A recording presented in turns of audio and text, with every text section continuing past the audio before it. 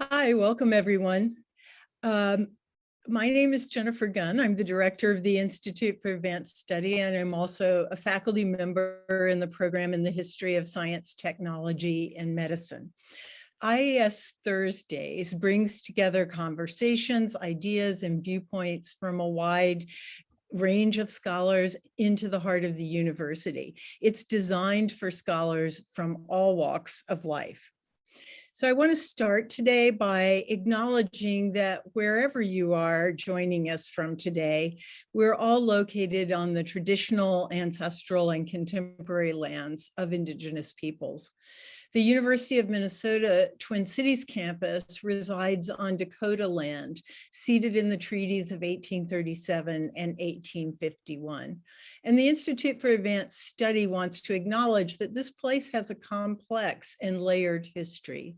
This land acknowledgement is one of the ways in which we work to educate the campus and community about this land and our relationships with it and with each other. The IAS is committed to ongoing efforts to recognize, support, and advocate for American Indian nations and peoples. We have a series of announcements today. Next Thursday, December 9th, is our last IAS Thursday of the fall semester. And our speaker will be NASA scientist and Columbia University faculty member, Kate Marvel. She'll be talking about climate change. Did aerosols delay the emergence of greenhouse gas forced drought in southwestern North America? So join us for that talk. Also, the IAS is hiring. We're very excited. We're seeking an imaginative collaborator with wide interests to join our team as program manager. You can find full details on the opportunities page of our website, and the priority review date is December 6th. We're also hiring a graduate student as an editorial assistant for Open Rivers, Rethinking Water, Place, and Community, the interdisciplinary online journal that's housed here at the IAS. So priority application deadlines for that position is December 10th. So stay tuned for an announcement of our full spring 2022. Can't believe it's 2022 already. IAS Thursdays lineup in January. Watch our website or subscribe to our newsletter, which is a nice segue into saying, if you want to join the IAS newsletter, check the chat for the link to sign up, or you can also sign up on our webpage. We are all way too familiar with Zoom, but just in case, a few technical instructions for today. We've enabled the Zoom auto captions, and to be able to take advantage of that option, click on the live transcript button, commonly located at the bottom of the Zoom menu bar if you're on a desktop or a laptop, or on the top right menu if you're on a mobile device. Then select Show Subtitles or View Full Transcript. We'll have time for audience questions at the end of the event. If you have questions for our speakers at any time during today's presentation, you can enter them through Zoom's Q&A feature, which is those two little balloon bubbles on the right on the bottom Zoom bar. And to introduce yourself or share resources, we recommend using the chat feature, also found on the Zoom menu bar. So when you're sending a message in chat, be sure to select all panelists and attendees. But let me just remind you to enter questions. Please put them in the Q&A box. We can't cut and paste. This is a Zoom problem, but we can't cut and paste between chat and Q&A. So enter your questions in the Q&A box. So it's my very great pleasure to say that today's conversation will be moderated by current IAS residential faculty fellow, Anne DuHamel, who is an associate professor of music in the humanities division at the University of Minnesota Morris. Anne has performed and presented in 16 countries on 4 continents, including Sala Verdi in Milan, Italy, the Sibelius Academy in Helsinki, Finland, and Trinity College in Oxford, England. She's in demand as a collaborative pianist, and she has performed chamber music with members of the Minnesota Orchestra and the St. Paul Chamber Orchestra, as well as with Martha Council Vargas flute, Preston Duncan saxophone, and Clara Osowski mezzo-soprano. Her performance at Carnegie Weill Recital Hall with Ensemble Periphery was lauded by the New York Concert Review as outstanding, praising the group of superb musicians who played with power and assurance. Anne's latest, and I have to say really brilliant project, Prayers for a Feverish Planet, features 60 new works for piano and piano electronics about climate change. We hope to bring you some of that experience in an IAS Thursday in the spring. But in addition to her professorial role at the University of Minnesota Morris, Anne serves as immediate past president of Minnesota Music Teachers Association and earned her doctoral in musical arts degree at the University of Iowa under the tutelage of Ksenia Nozikova. So without further ado, Anne, I'm turning the Zoom floor over to you. Thank you so much, Jennifer. Good afternoon, everyone. It is my great pleasure to introduce to you our distinguished guest, scholar, and artist for today's event, Lei Liang. Lei Liang is a Chinese-born American composer, winner of the 2011 Rome Prize. He is the recipient of a Guggenheim Fellowship, an Aaron Copland Award, a Koussevitzky Music Foundation Commission, a Creative Capital Award, and the Goddard Lieberson Fellowship from the American Academy of Arts and Letters. His concerto Xiaoxiang for saxophone and orchestra was named a finalist for the 2015 Pulitzer Prize in Music. And his orchestral work, 1,000 Mountains, a Million Streams, won the prestigious 2021 Grawemeyer Award for music composition. And I listened to it this morning in anticipation of today, and I have to say I was just totally astonished and delighted by the sonic variety and textures, and this work is so deserving of its award. So if you haven't listened to it, I really encourage you to listen to it. From 2013 to 2016, Lei Liang served as composer in residence at the Qualcomm Institute, where his multimedia works preserve and reimagine culture through combining advanced technology and scientific research. In 2018, he returned to the Institute as its inaugural research artist in residence. Lei Liang's recent works address issues of sex trafficking across the US-Mexican border, America's complex relationship with guns and violence, and environmental awareness through the sonification of coral reefs. He is Chancellor's Distinguished Professor of Music at the University of California, San Diego, where he served as chair of the composition area and acting chair of the music department.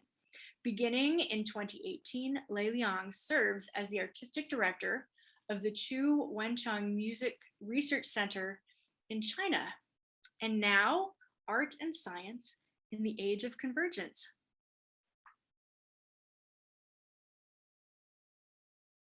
I think you might be muted. Okay, false start. Thank you so much, Anne and Jennifer. Appreciate the introduction and the opportunity to talk here at the Institute. I think this is probably the most delightful kind of audience I love to interact with. So I'm really cherishing this opportunity. So I thought that in the next about 40 minutes, I will share with you my journey coming from China and how I ended up doing so much work at this particular place at UC San Diego called Qualcomm Institute, where I continue to work with oceanographers and geologists. And this journey has a pretty large arch, and I thought I would just start from the moment that I left China. I think in the briefest way I can describe it is that after I left China at age 17, I discovered China in America. I think this is probably familiar to many of us because many of us are travelers. Let me begin by sharing something in the chat, a Chinese character first. I thought this is relevant to us, especially to me personally. I'm typing in the chat box these two words. I believe you can all see it. On the left side is the simplified version of the Chinese word for homeland. And on the right side is the traditional way of writing the same word. As you might know, that since the founding of the Chinese Republic of China in 1949, a new writing system, the so-called simplified version, was introduced. So someone like me, born in the 70s during the Cultural Revolution, we are only taught to write the character on the left side.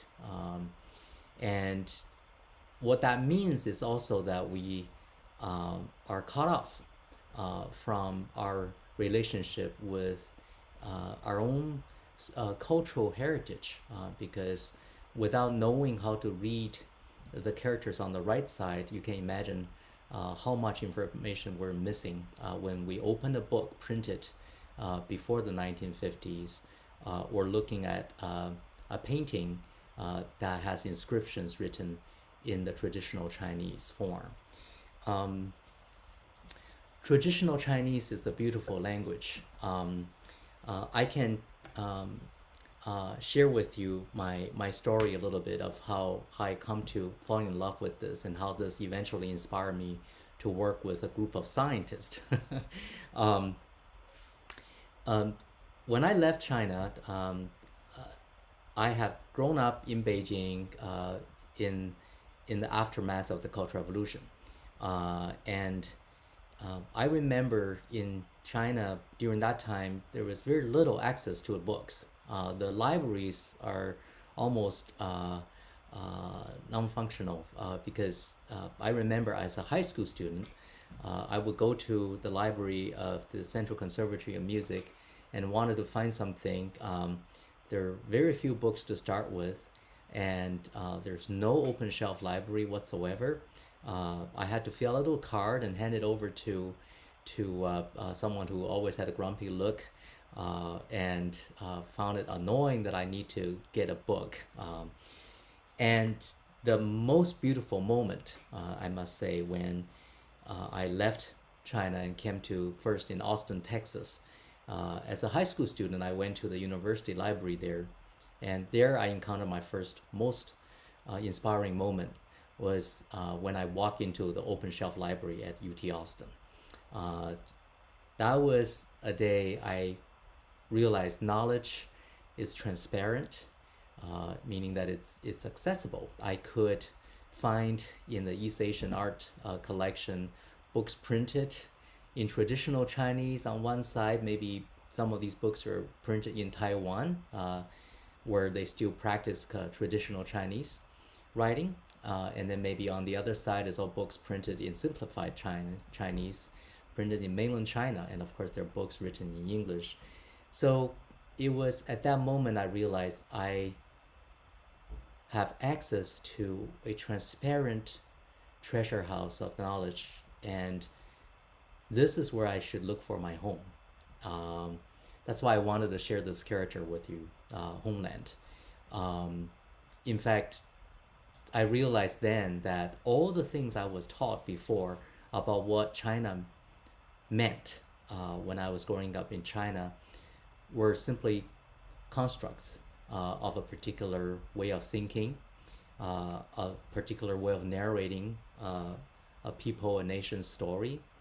And it falls upon us to reconstruct that story and find out for ourselves what our home really is. You probably can sense what I'm hinting at here.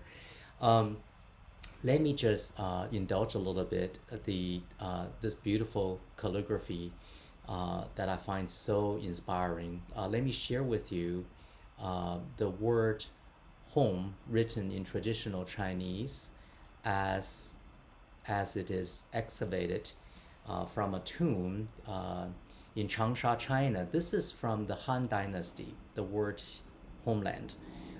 This is Han Dynasty, that's about 206 before Common Era to about 9 AD.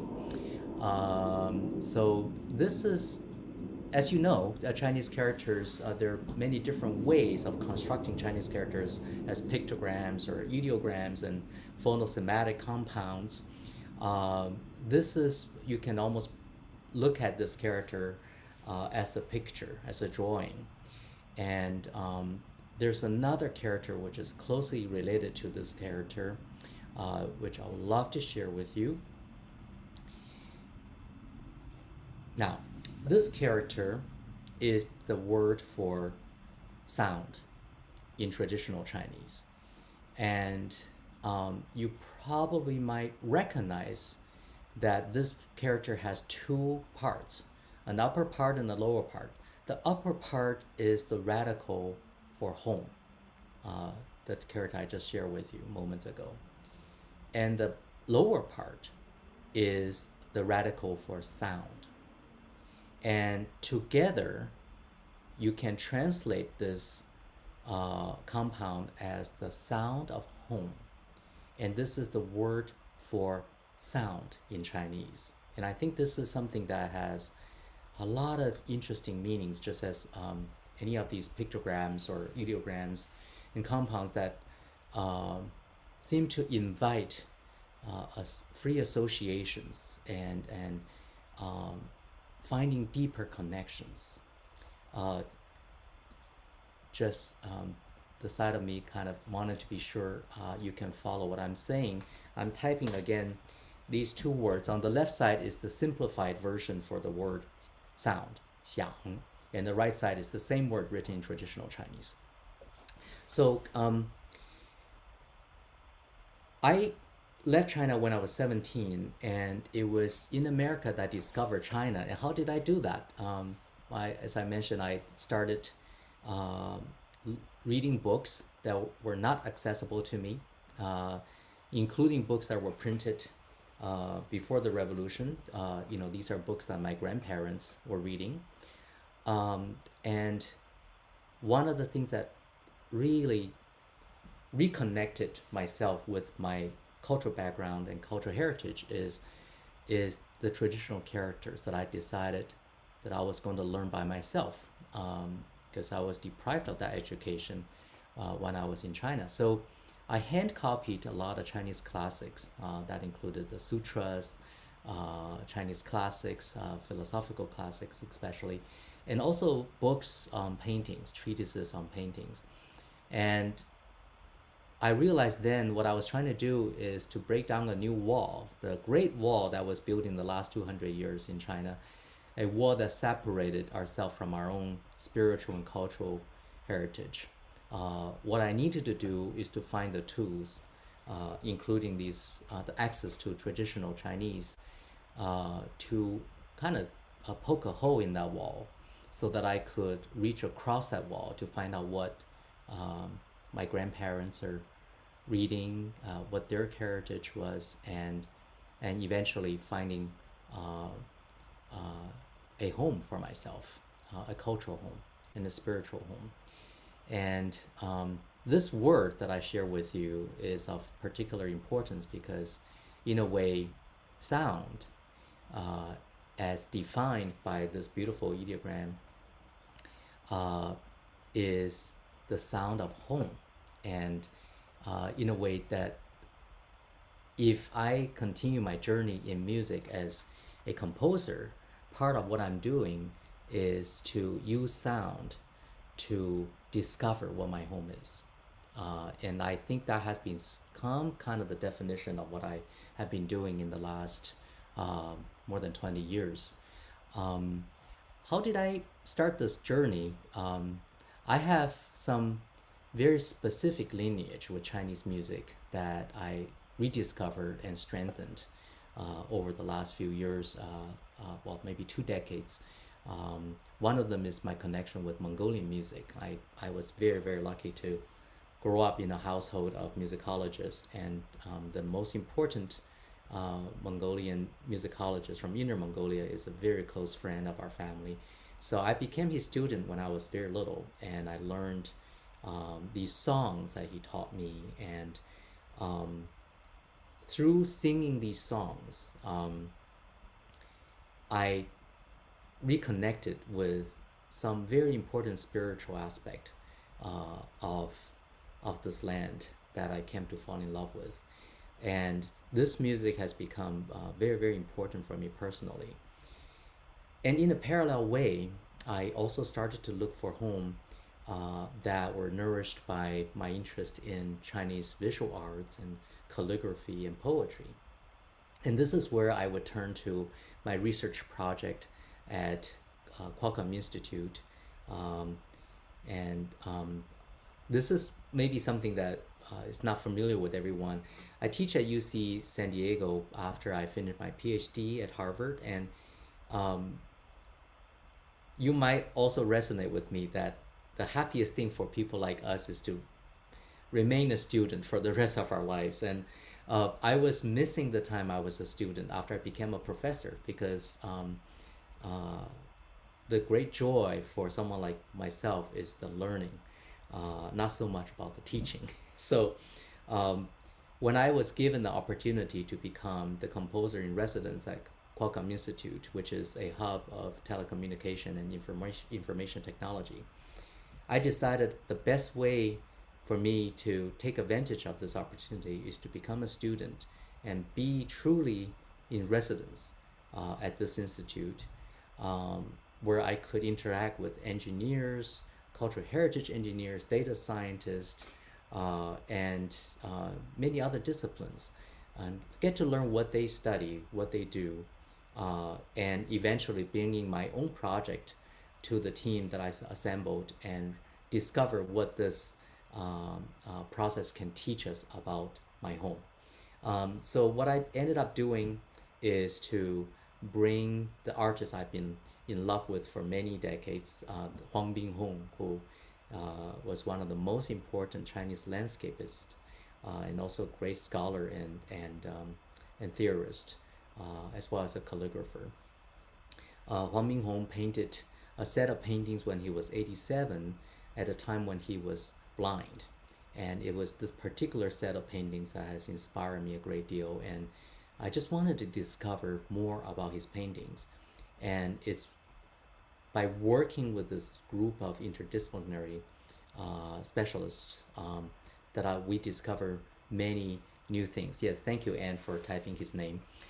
So if you would allow me, I would love to show you a documentary. It's about 18-minute long, that includes footage of my team and I working together. You will get to meet all the important team members and get to see what a variety of discipline that they bring in, expertise in dreaming together a project that was larger than any one of us. And it also brought a new way for us to reimagine our heritage, and this led to my more recent research that I'll describe after we watch this film.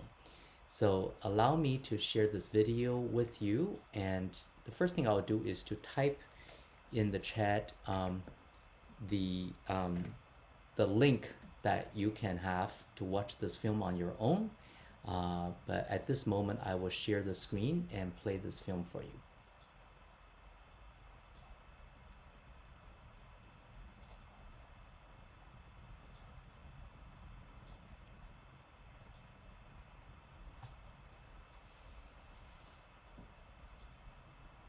What I wanted to do is to reconstruct the world that is lost already. Can images be heard? And can a sound be seen?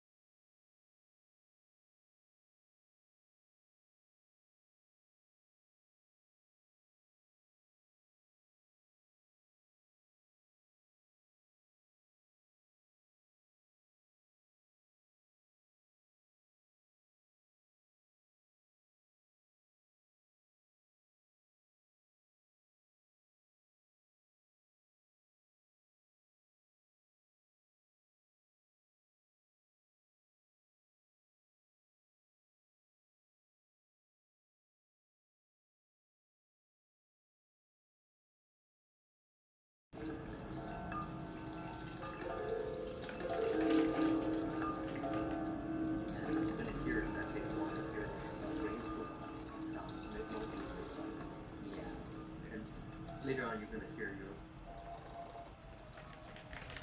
there are moments that it's coming out of the vocal. Even though I haven't heard it in its isolation, I could hear that. Right. Just, The P word in that piece, let's actually say something.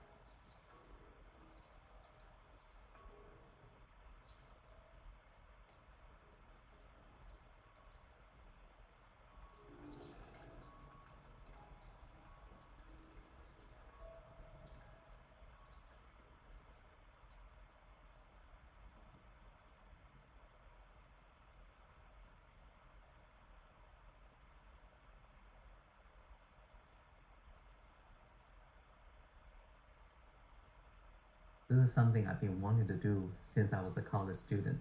In many ways, this is kind of a recollection of dreams. Hong Bing-hong's paintings, no one can paint like this anymore. And he painted these paintings at a time when China was still very rich with these traditions. A lot of precious recordings were made at that time. So I wanted to create a world that is almost a kind of a recollection of what existed in 1953. Even though he was going blind, the magics with his brush was at such a superior level that any detail that we can zoom into will just reveal how extraordinarily beautiful it is. The sounds of the life unfolding beneath, the smells, right, of that particular environment, and the visuals, right, of these amazing landscapes, all of which were captured in those paintings. You have wet ink and dry ink, and you have very articulate small particles in the painting. You perceive it differently if you're close and far away, and he wanted to figure out ways of playing with those things sonically. Can we combine truly a multidisciplinary team? Those engineers that have learned to work within the constraints, the confines of physics, that really work well within the box. And then you have the artists that entirely live outside that box. Use their imagination, creativity. And one of the things that we have noticed, if we combine both sides of the brain, right, the creative part and the very systematic part, amazing things start to happen. This can we look through the eyes of science, through the eyes of engineering, at a historic artifact and explore it in ways it has never been explored before, never been viewed before, to really tell the story, the complete story. And this is really a new way of looking at paintings. We used to think that the best way to appreciate painting is going to the original painting, right?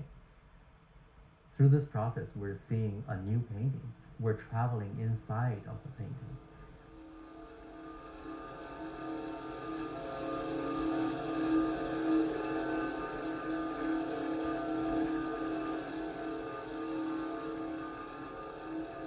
Falco and Sam came to me and said, we want to take very, very high resolution mosaic images, and we want to automate the process so that we can hit go on a machine, go out, have lunch, have a cup of coffee, and come back 3 hours later and the project is done. Old school scanners are not high resolution enough. Furthermore, we can't change lenses, we can't change filters, and we can't illuminate the painting with different wavelengths of light. We wanted this to be a hyperspectral imager. Traditionally, someone would stand in front of a painting which is up on a wall, and then they would stand there with their tripod, and they would take a picture, move over manually, picture, move over manually, picture. They'd sit there for hours and hours taking these mosaics, and we see this as a precision motion stage that we happen to use for two purposes. The first opportunity we had to be present with the art was on the day of imaging, and so we prepared the scanner, and then we were able to open up this book of several watercolors, 12 in all, with some leaves of calligraphy, and that's when we were there capturing the texture, capturing the brush strokes. At the end of our imaging night, we went downstairs to the Wave where we have this giant tile display, and we put it up there, and we said, oh, okay, so that's what it looks like. This is the painting, and then the fun part is when you go zoom, zoom, zoom, and it blows up this phenomenal level of detail. You can see every intricate part of it. And it was amazing to see the screen, just the largeness and the multiple screens that sort of come together as this huge image. But it was also one of the first times where I was really able to zoom in to the details in the paintings.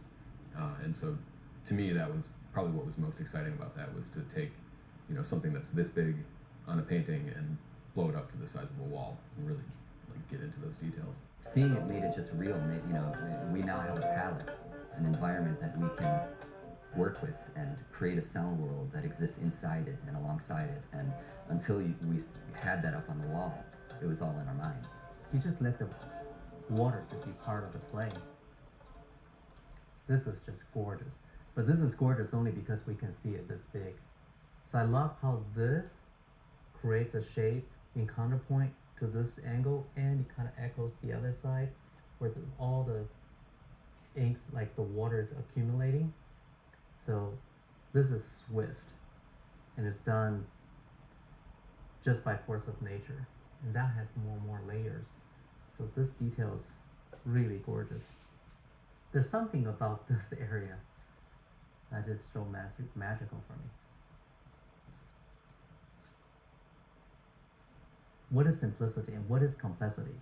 He's kind of decoding that sense of complexity with a different kind of approach.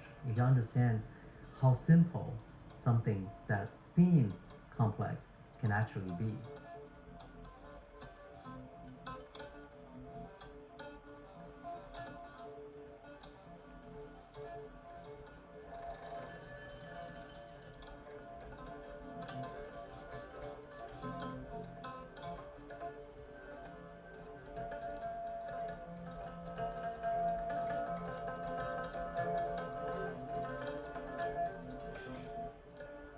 I have a lot of recordings from the archives made in 1953.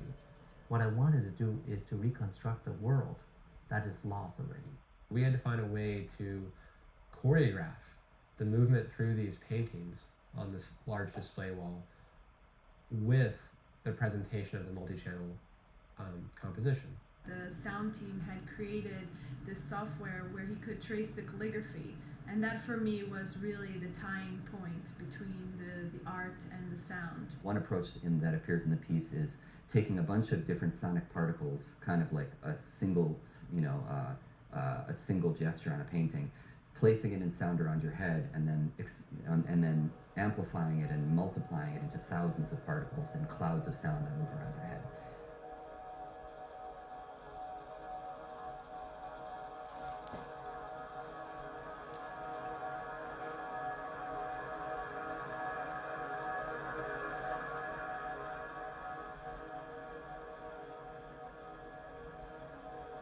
When I was sitting in V-Room hearing this piece for the first time, tingles ran straight down my spine.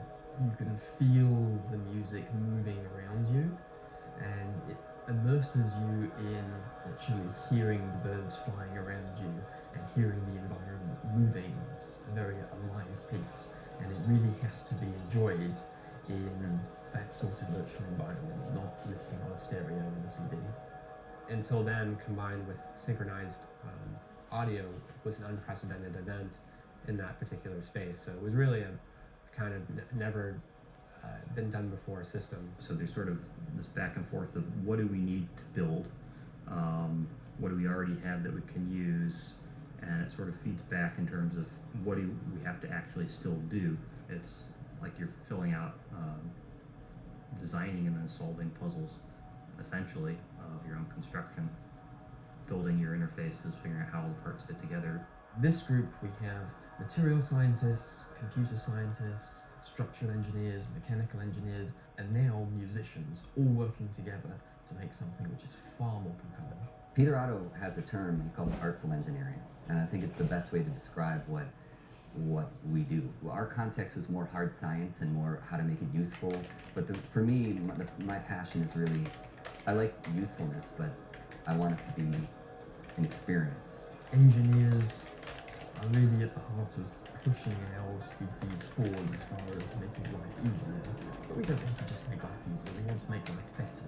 And if that means that we can somehow help in appreciating art and preserving art, then we're helping our species as a whole in an entirely different way.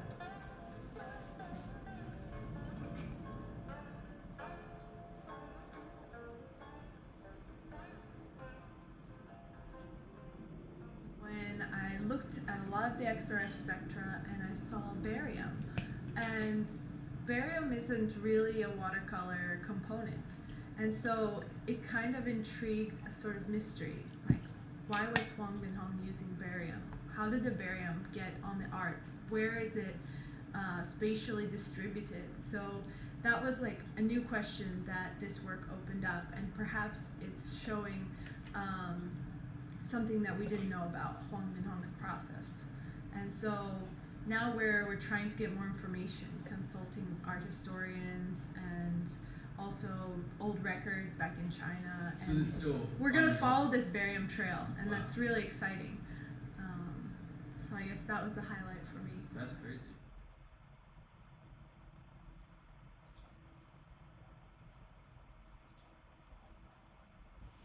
Okay, everyone. I hope you enjoy part of that. Um, now back to my talk. Hey there. Oh, no. Put it back. Tilt your phone back. There you go. Oh, sorry. There's been a craze about vertical. Okay, sorry about that. The film was still going on. In the past, I have worked with artists in the related fields. It's very common for someone like me to work closely with other musicians, performers, and also with poets, filmmakers, choreographers in particular. I've worked with several very, very interesting and distinguished choreographers. And in the context of opera, there are other artists getting involved, such as stage designer and all that. But I feel that in the last few years, because of the Huang Minghong project that I just shared with you, our collaboration has extended way beyond the traditional realm. Now, when we look at collaborations that I'm undertaking with at university, oftentimes I find myself in the company of engineers, oceanographers, geologists, data scientists, and so on. And I think this is what has informed us to create new works based on the new resources that we finally have. In some way, I can say that with all these years of experiments and different kind of development in technology, we now finally reach this moment that artists and scientists can truly communicate and dream together. In fact, I find that a lot of my science collaborators are truly artists in disguise. So I can share with you a little bit of what Huang Minghong's collaboration have led me to do after we completed the project.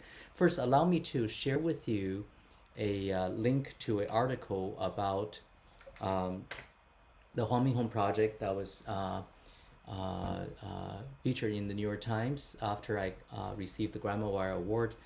Because in this interview, you can see how this research project led me to reconsider writing for the orchestra, and I tried to use a traditional medium like the orchestra without any new technology to capture some of the experience we had while we were researching with such a collaborative team.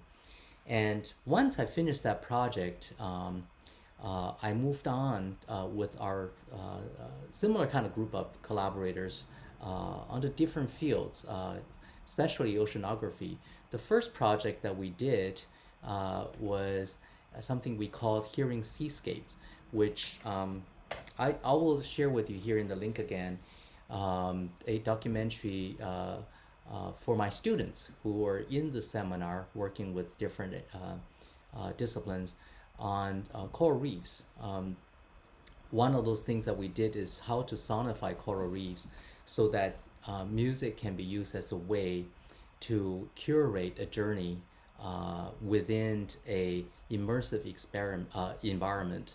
One of our part of our team, the visualization team, is able to use a mosaic process to reconstruct photos that were taken around 100 islands, coral reef islands around the world, to capture these images and reconstruct them into a 3D space. And one of the things that we did was to embody the sounds inside of the corals so that you can hear their status, whether they're healthy or not, and the sounds can give you signals to look for certain corals. This is part of the exhibition here at CoIT at a place called Sun Cave, where you have a 360-degree installation, so you can be totally immersed in the visualization of coral reefs and enhanced by sounds. After the coral reef project, we've moved on to Arctic project, and I would like to play a little bit of sounds from this project for you, because this is very much a project that I'm immersing myself into right now.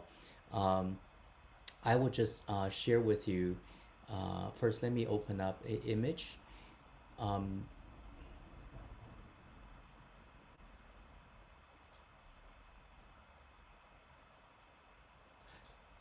What you're going to see here is a signal from a sonar, a ping, and its echoes. Of course, this is very much barely audible for humans because it's extremely high. But what we decided to do is to transpose that signal step by step so that it's eventually put in the audible range. And I stretch it out so that the original rather mechanical signal gradually become something that we might associate with a heartbeat. And what you can hear also is the richness of the echo of the signal, because, you know, as you send out the ping, the signal gets back, but embedded with the very rich nuance that reflect the environment in which this signal was projected onto and recollected. So here is a sound I would like to play for you that you can hear how we transform this signal into a heartbeat.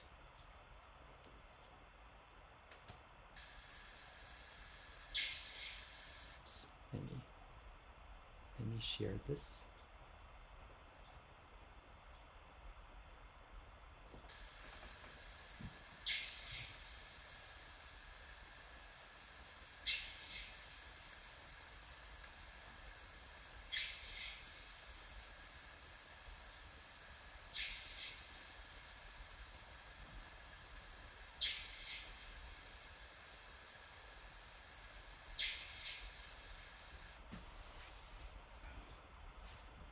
This signal is particularly beautiful. You can hear not only one echo, but several of them. So the echo is being bounced back and forth. Oftentimes we find ourselves in the seat of a student learning from oceanographers how to listen to these signals. You might recall at the beginning of this lecture, I was sharing this image with you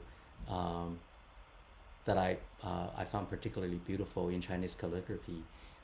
Sound is written as a sound of home. What I find really beautiful about that character is that it almost predicted what I'm about to do. These sounds that we are dealing with, especially the sound of the Arctic, give us a sense of home. And I think this is what's so powerful about it. I'm going to play a few examples of these. These sounds are captured by the Whale Acoustic Lab run by Professor John Hildebrand here at UC San Diego Scripps Institution of Oceanography. And what he did is to place hydrophones about 300 meters below the surface in the Arctic and also around other parts of the world. Basically, these are places that are inaccessible to human. So once we get these data, we're hearing that environment for the first time. So they should be very, very unfamiliar to us. The recordings are made 24/7 for over a year at a time. And when the data is brought back to us, we can listen throughout the whole year, the seasonal changes and different marine life inhabit this area. And it is a lot of work to go through this because there are a lot of noise that we have to try to clean up very, very carefully. But at the same time, when the original sound, such as a beluga whale or sea ice, when that sound is restored to a very pristine condition, when we hear it, it's something that we find also very familiar. And I have played these recordings for people who are highly educated in music and also for children who didn't receive any musical training yet. But it's almost the same. Everyone's response to this is a sense of wonder and familiarity. It's an instant fascination with the sound, as if something it's like a rendezvous, something that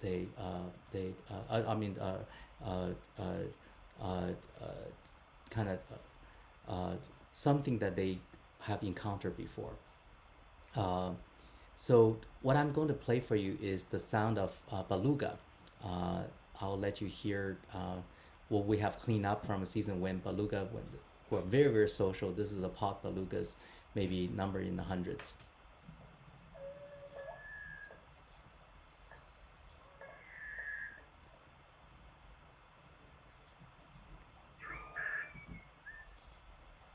Oops.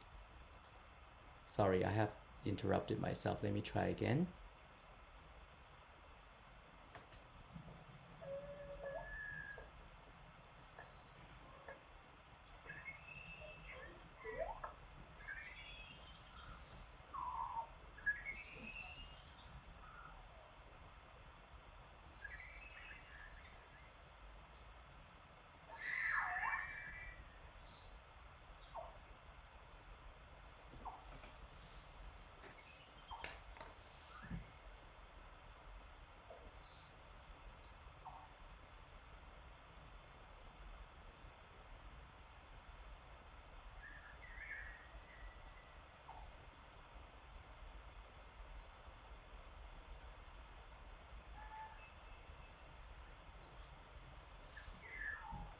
Okay, I'll stop that there, and then I'm gonna play for you one of the softest sounds you'll ever hear.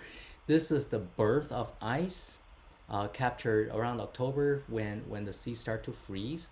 You might need to turn up your volume as high as possible and just be patient. You will hear some popping sound until you recognize these are all ice movements.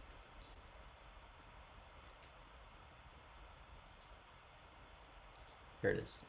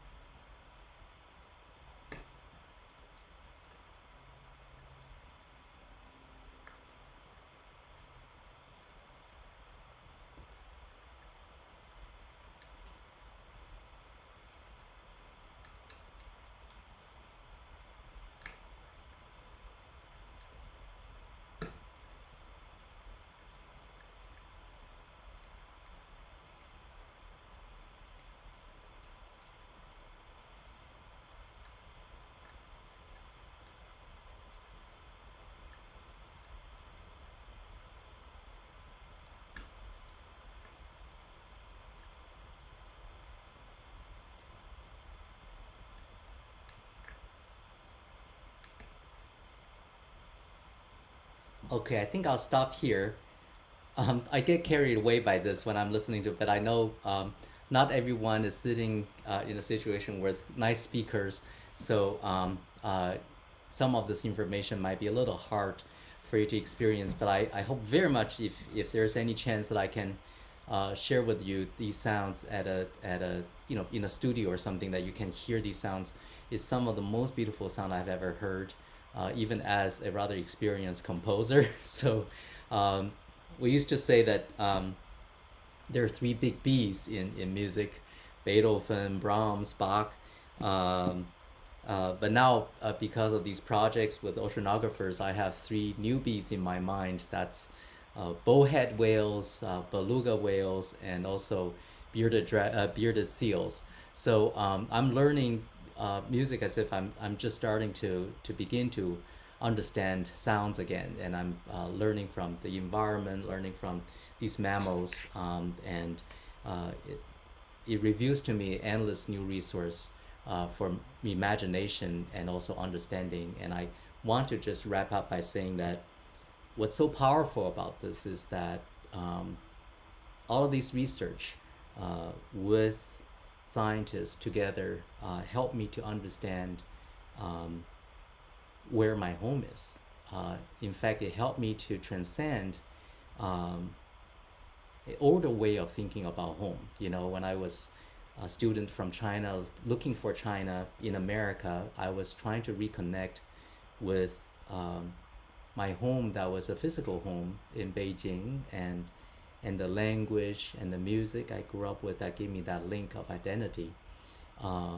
But working with our team today helped me to broaden my mind. I truly sense that home is the entire world.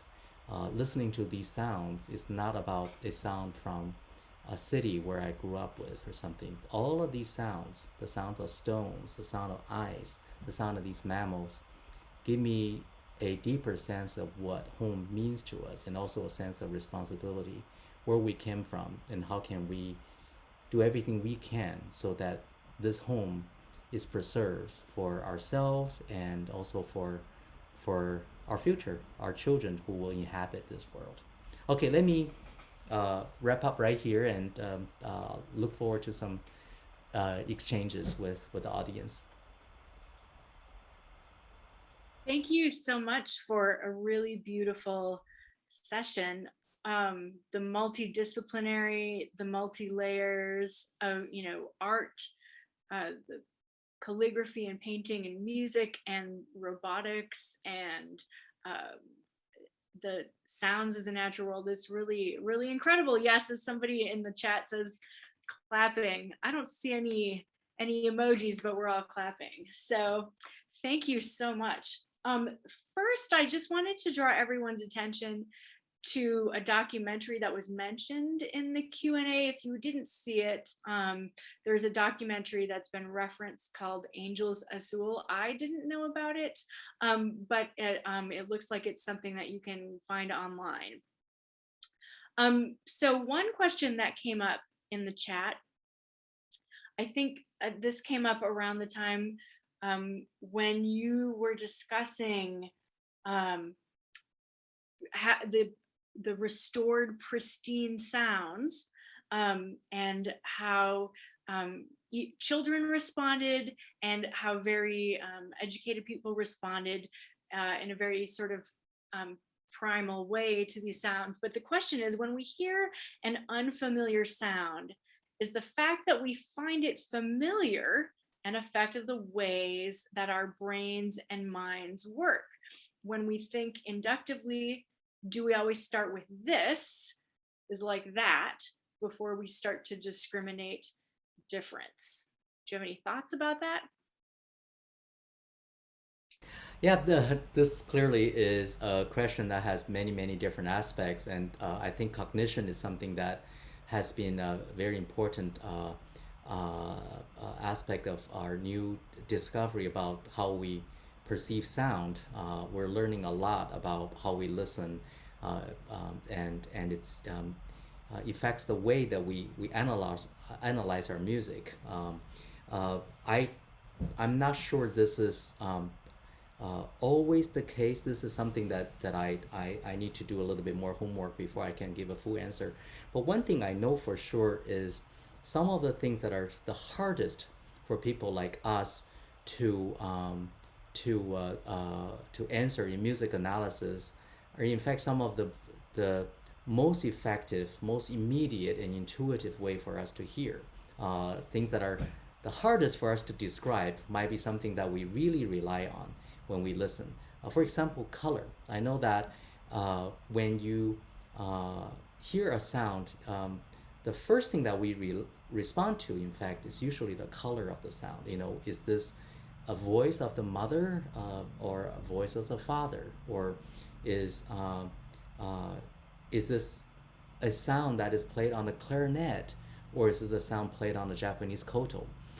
We recognize other things with much greater effort. For example, melody. That might be much harder for us to recognize, even though most of our analysis has been focusing on music theory, you know, how we analyze harmony and melody. But the aspect that truly is most important for human perception since infant to advanced age is the color. Yet color, in fact, is the thing that we have the least kind of experience and the tools to be able to comprehend. I think our fascination, almost this immediate response to the sound of ice and rocks, you know, we all love these sounds, or the wind. These are things that could be almost like evoking very, very deep memories, maybe part of our DNA already. It's our memory of our species that we used to come from this natural environment, that we somehow find these sounds to be very familiar, either soothing. For example, gentle wind just make us feel soothing. Gentle waves make us soothing, but also storms make us feel scared. We almost had this immediate response to it. Yes, there are associations. For example, when I got some of these sounds from bearded seals and also ice storms in the Arctic, my first response was, oh my gosh, you know, this is something so viscerally powerful. And I start to associate it with, say, electronic signals. Say, is this actually made by a mammal or by a machine? Because it sounds so much like the electronic experiments from the 1960s with these gliding tones or something. So I start to associate. After that is, you know, that start the process of induction that the audience member asked about. But I think the impact of the richness of that color is something that we all can relate to. And I'm not so sure how much of induction is in that thinking process.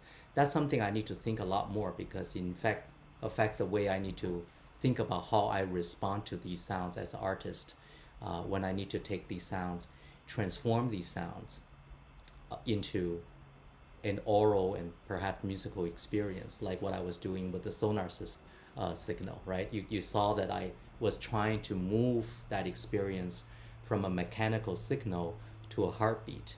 Basically, it's moving from a machine to something that we relate to physically, to humanize that sound, right? So that we have more emotional resonance with the sound. So yes, I appreciate the question. I think that's exactly how we need to ask these questions as we receive these data and see how we can infuse emotion, expression, purpose to the demonstration, the sharing of that sonic experience. So thank you. I don't see any questions in the Q&A right now, so I will ask a few of my own. Well, the first one I want, this is actually more of just a comment, but I'm thinking about, I haven't been to see it yet, but right now in Minneapolis, and I think in other cities, there is there's an exhibit called the Van Gogh Immersion Experience. Have you heard of this? Okay. So I was just thinking that your piece, hearing landscapes, that you showed us the film on, is that anything that would ever be exhibited in such a way in areas beyond San Diego, so that we could go, I hope so. you know, so we could go and be a part of these paintings and hear your music. It seems to me, I mean, it was so fascinating to watch, but it seems to me that a really visceral way to experience it is to be in the room and have the sound all around you. I don't know if Yeah, that's thank you. That thought of that. I certainly would love to make this piece transportable, to take it to other places. What was so beautiful about it for us is that, with the technology that allow us to capture these images at high resolution, we could take a small painting, saw the original size is really not that large. It's just a small album leaf, but we can blow it up to the size of a wall that would take 32 large monitors. I was fascinated with the concept of landscape because these paintings in Chinese are called shanshui painting. Shanshui literally means landscape. And I was thinking, with the technology, what I would love to do the most is actually really turn it into a landscape, so you don't feel like you're just watching a painting, but in fact you can ride a drone with the help of your, a little joystick, but being able to zoom in and kind of really fly through that landscape at will. So that of course changed a lot of things. For example, instead of only seeing the overall shape of the contours of the landscape, the textures of the landscape, we could actually see a fiber inside of the on the surface of the rice paper. And it teaches so much about the painting because once we can look at the details at that level, we discover this artist as a new artist. He was able to mix his material, such as a little bit glue in the water, and create textures that suggest a distant landscape. And that kind of technique is very hard to see, with naked eye, but the technology allows us to rediscover that. And so it gave us a new experience, very much like what I was thinking this technology would allow us to do is to build a different kind of relationship that we have with our heritage. So I find that to be particularly rewarding. Whether or not we can take it to different installations, I love that idea. I'm so focused on now taking so much time just to restore a sound of ice to make it pristine. I'm a very slow composer in a very traditional way. Technology doesn't solve all my problems. I still trust my own ears. So it's a very, very time consuming and laborious process. So I'm just focusing on the next sound. I'm trying to get it right, do justice to the sound, and remove things that the technology in fact make it worse. Sometimes this technology, as advanced as it can be, still actually distort the sounds or capture sounds that are not intentional, adding more noise to the sound, such as the rebooting of a computer every minute and 45 seconds. So we have to remove all of that by hand. It's a slow process. So I'm kind of consumed by this laborious process, but I'm learning a lot too. So my focus has been on that, but I of course would love to make that piece available in other spaces so people can experience it. Thank you. So I see another question in the chat. How do the engineers you're working with perceive the powerful relationship between senses and emotions as you are recasting images and sound? How do they understand and enhance emotion as an element in their work? Or how does emotion relate to barium? Oh, barium was a huge surprise for us because it's in all of the sources that we have, nobody has noticed Huang Minghong was using barium. This could be, who knows, one of his secret recipes that he didn't share. But it was such a surprise for us when we do the spectral scanning, that we analyze the organic and the chemical materials that he used in his paintings. In fact, one of the moments that we did was to convert the spectra of the material into sonic filters. So in part of my piece written for this set of paintings, we could sit inside of a room and hear the sound of the paintings, literally listening to just the sound of this painting. So that was one of those things that we were fascinated with, but we were surprised that Huang Minghong was using this chemical, in fact, was made in America. So it was a very, very strange discovery, and this led to a lot of interest by art historians to try to revisit this part of the history, what materials were landscapists were using during that time.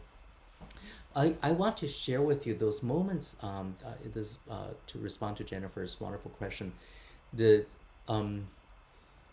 One of the greatest rewards that I had working with this group of scientists is how enthusiastic they were about our project. I think I have to paraphrase it. It's not captured on film or documentary, but some of the team members were telling me that they were just so happy to be involved in the creation of artistic work. And this is the moment where I felt our fields are not so far apart. The scientists were developing tools, but they're also looking for things that are beautiful.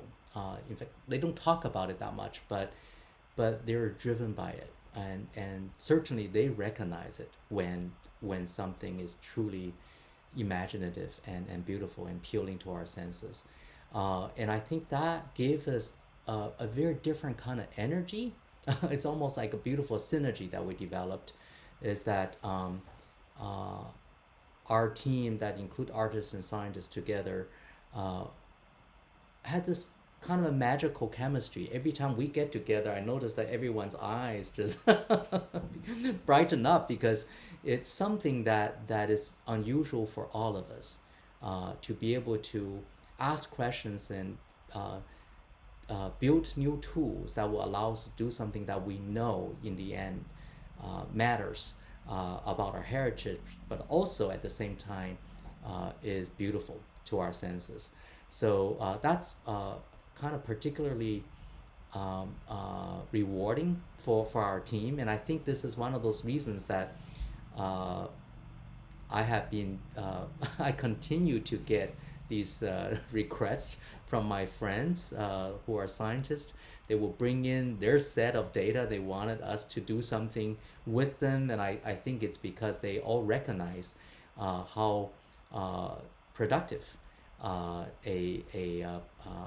collaborative kind of a team like ours can be.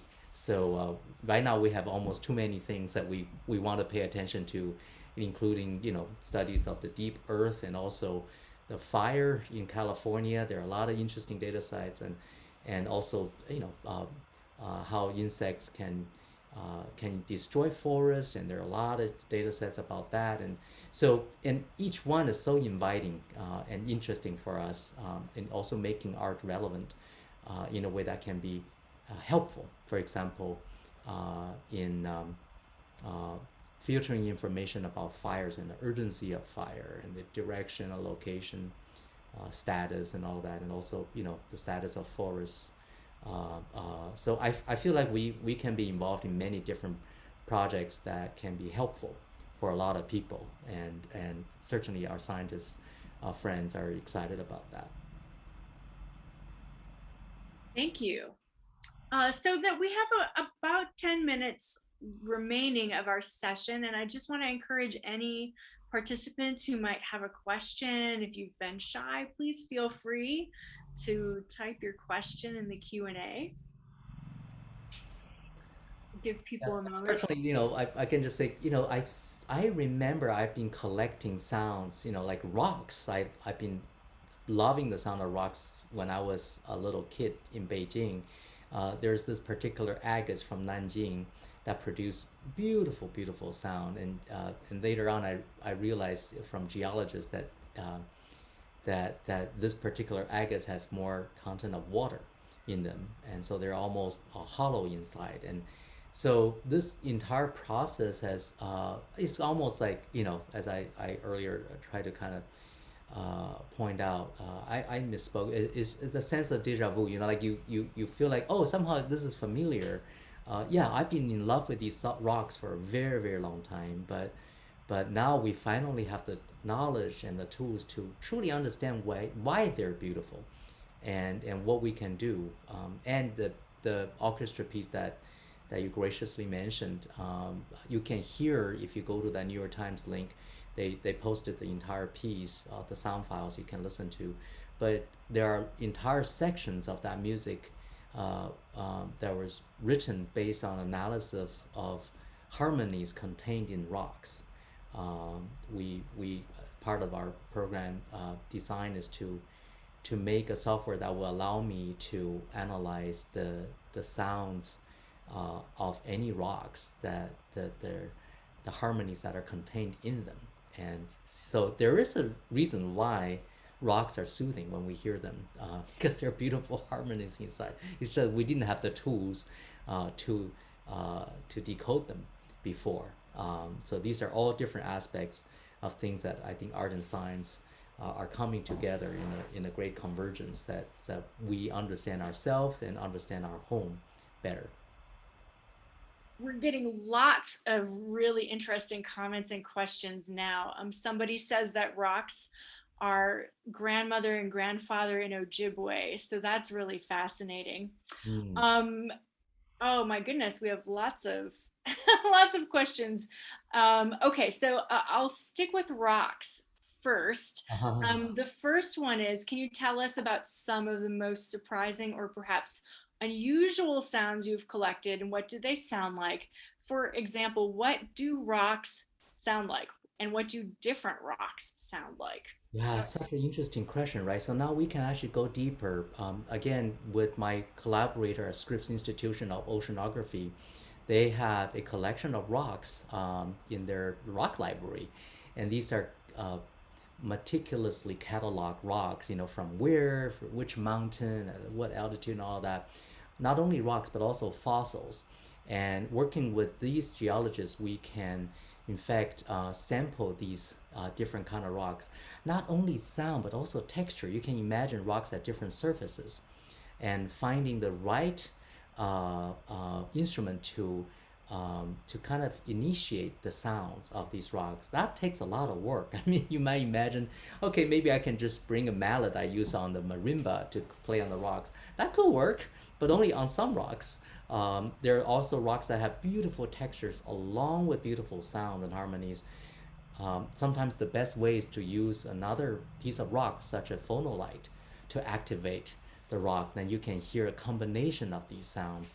So our team actually borrowed 24 of these rocks that we found really interesting to record and sample, and also for future analysis into our lab and record them using contact microphones and everything. So it's an ongoing process, but I'm learning so much from them. For example, the fossils. I had no idea at all, fall in love with the sound of fossils. Yeah, so I was joking with the geologist. Sorry, now your whole laboratory is our percussion studio. Now we have new instruments to play with. Right. Yeah. All right. So I'm going to combine two questions. Well, they're sort of related I guess under a big umbrella of science. But I'll read the question from Jennifer Gunn first. So she says, I love the idea of using sound to diagnose or monitor the health of coral. Of course, one of the first ways to see into the human body is through a stethoscope.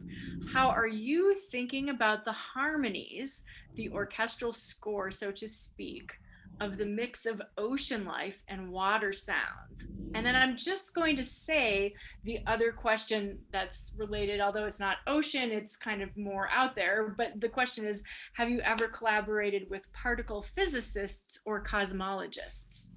Not yet, but we're I'm thinking that is not cosmology, but I'm interested in, as the next phase. We have gone through seascape, from the ocean to deep earth. I'm also thinking that the next phase could be atmospheric rivers. That's another interesting topic that I'm fascinated with. How that is affecting California and all of that. So So cosmology, thank you for that idea. The current 3 projects can probably occupy me for the next 10 years. So let's say another 10 years I'll be going to cosmology. That sounds wonderful. And could you remind me Jennifer's questions about listening to or see the sound? Yes. So the actual question is, how are you thinking about the harmonies, the orchestral score, so to speak, of the mix of ocean life and water sounds? Yeah, you see, these are really, really large questions. And yes, there is that side. Yes, we can analyze the sound, let's say the harmony in the ice and the melodies that we all know whales can sing. They're very, very sophisticated. They sing songs, they have their own dialects. But there are also other questions, such as what is time for these mammals? You think about, human, our breaths taking how long? You think of bearded seals, how long is a breath for them? It could be up to 2 hours. And dolphins or whales, different species have different length for their breaths. That of course affect the way they sing, and also what they hear. A lot of the sounds that we can collect from these data reach up to 200,000 hertz. Our human audibility is caught up. At infant's age is about 20,000, and ever since downhill for us, I mean, we hear less and less. But what about that sound between 20,000 hertz and 200,000 hertz? That's one subcategory of our research project. Now I call it the inaudible ocean, to reveal the sound that we human cannot hear, but they're critical to the communication to these mammals in ocean. Also movement. We are probably the only species who imagine music in an office chair and enjoy concert seating in concert seats. All of these mammals, they make sounds, they enjoy sound as they move. And how to do justice to that when you want to also animate the space. In fact, we find that so familiar. When the sounds are animated, we find our space to be alive. So I'm also kind of digging into that concept, space, time, along with what Jennifer was asking earlier about the sound itself, the harmonies. So this is endless new research. But I feel so privileged to be at this stage, in a way, we're listening to the ocean that Bach, Mozart, Beethoven, they couldn't. They probably didn't know, we didn't know that there's so much sound. This is all, the history of hydrophones and how these signals in the ocean was discovered. It's very, very interesting. You can all read about it. But it's really, just the last, it's Second World War, and it was really the last 70 years or so we became aware that these animals actually make a lot of sounds, and they're very, very important to them. But now we can finally listen to them and understand ourselves even better. And it's also very humbling.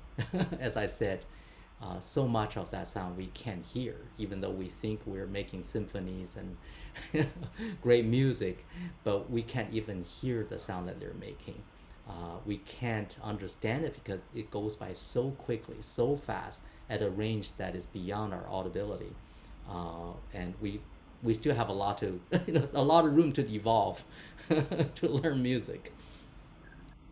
Well, thank you so much for a really wonderful presentation today. We do have one more open question in the Q&A, but maybe we will answer that post-presentation.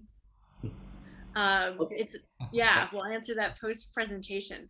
So thank you so much for a really illuminating talk, for sharing your music with us, for sharing your thoughts. It was very enjoyable.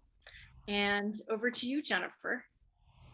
I just want to say thank you again. This was just an amazing, I'll I'll copy Dan's word, many ovations and congratulations and thanks for this. We'll give you a standing ovation from our Zoom chairs. And we appreciate it so much. And thank you all. And we hope we'll see you again next week for Cape Marvel, and that you are, as we're coasting into the end of the semester.